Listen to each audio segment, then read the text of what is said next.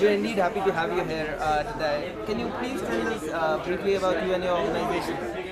Sure, so my name is Zubaida Bai and I run a company called Ayz, which is spelled AYZH.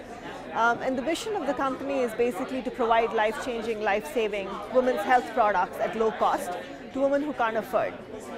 In that lines, the first product that we launched was a 100 rupee clean birth kit that basically comes in a very beautiful biodegradable bag, which is given to the mother as a gift. For many women, that would be the first purse that they ever carry.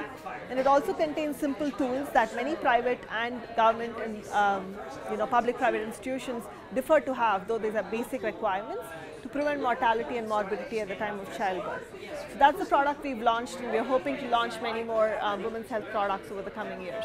So if you can tell us how the business has been shaping up so far. Sure, so I think the business started about in 2010 with the concept of trying to launch women's health products. But in 2010 we piloted our first product. We've sold about 20,000 units of the product over the last 2 years between India and Africa. We just closed our first round of investment, so we're hoping to grow our team, increase sales, kind of get a little global at this point. And eventually I think this year would be more our scaling operations, where we'll try to get more into Africa and also expand more into the Indian side as well. So if I may ask you, what is the vision that you have for the business? I think the vision we have for business is that there are not many organizations that are built and work as a corporate to serve the lowermost segment of the society. So we look at ourselves as growing into a corporate that will potentially help women in the corporate line. So we look at ourselves being a for-profit business that's supporting as many impoverished women worldwide. So what's the future road ahead? As you say, this year will be about scaling. What's the plan to take it to the next level? I think this year we also provide employment at the back end for rural women. So we're looking at employing more women. We're looking at increasing sales. We're also looking at establishing a branch in Africa, so the sales there can happen more easily. It's more about also figuring out how the Indian ecosystem is going to work with a company like ours, because we're not a traditional XYZ company, we're not a pharma company, but we're trying to do something in the health space. So it's also trying to figure out how do we fit into the Indian ecosystem, into the health ecosystem very specifically. So, for being an entrepreneur, can you share your experience on how different or how unique it is, and how has your journey been so far being an entrepreneur? I think it's been a very exciting journey. It's just taken, I think it took much shorter than I thought it would. We were looking at about 3.5, 4 years of gestation period before we got anywhere, but I think it's been 3 years and we've covered a lot of ground. So it's been an interesting journey. I think especially in India, a lot of young social entrepreneurs are coming up and trying to form an ecosystem like the National Association of Social Entrepreneurs is coming up, which is a very small community, but I feel like that momentum is building up and it's exciting to work with these young people.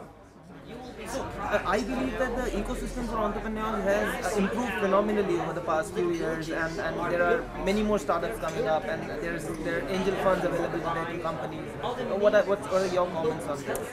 I would say yes, there are a lot of angel funds available, but I don't know how many of those funds are actually funding entrepreneurs. And I feel like the Indian society still carries the taboo of, well, are you just an entrepreneur? What else do you do? Right? So it's like, it's very difficult for the Indian society to accept that you're just being an entrepreneur, not doing anything else. And I think on the other spectrum, the Indian corporate side cannot accept that you're an entrepreneur as well as working. So I think it's a dilemma for many young people not being able to play dual roles, whereas the Western society supports entrepreneurship as much as possible. So I think that's a huge mindset that needs to come into India, that you can let an entrepreneur be, especially with many male counterparts. I feel like their parents are hesitant them being entrepreneurs because they'd never get married, right? So I just feel like the Indian society is not ready. It might take, I don't see it happening very soon, but I feel like a lot of young people are changing that. So my last question will be on the perception of brand India in the global economy today. How important and relevant do you feel is in the Indian economy for the world today? I think it is very, very important, and I also feel like we talk about the Indian economy more in terms of very specific sectors. We don't talk about it from a social entrepreneur perspective. We don't talk about it from a rural Indian basic health perspective, and I think that's something that needs to join that wagon as well pretty soon. I also feel like when everybody says that India's economy is growing much faster, I feel like they're only talking about the IT and they've just left everything else behind. And I feel like it's very important that everything else joins the bandwagon and it's recognized as a holistic industry or a growth industry and not just as a few industries coming up. We hope that it soon will. Thank you very Thank much you for so your much, time. Pawan.